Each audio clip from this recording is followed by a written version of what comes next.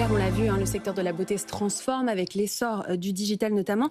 Mais cette évolution, elle ne se fait pas de la même manière, en tout cas au même rythme, et ce, dans tous les pays. Qu'est-ce qui vous a le plus marqué? Vous voulez nous parler d'une étude? Tout à fait. Il y a une récente étude internationale qui a été publiée par l'ESSEC et Cosmetic Valley qui donne des enseignements assez intéressants d'écart culturel.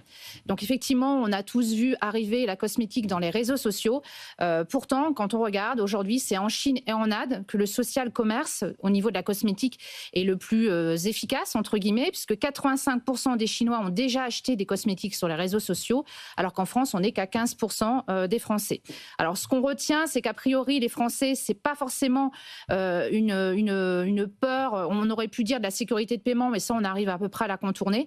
Mais il y a quand même un peu cette crainte encore de contrefaçon aussi, de se dire qu'est-ce que je vais avoir réellement derrière cet achat.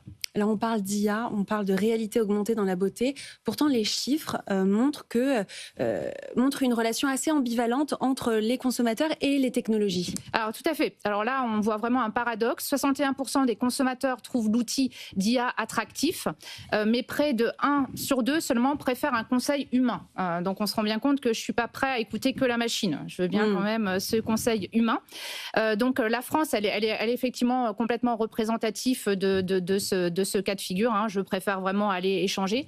À l'inverse, on regarde le Brésil et l'Inde. Et ben, on a de plus en plus de consommateurs dans ces pays-là qui considèrent que le diagnostic pur IA est quelque chose dans lesquels ils se retrouvent et qu'ils utilisent.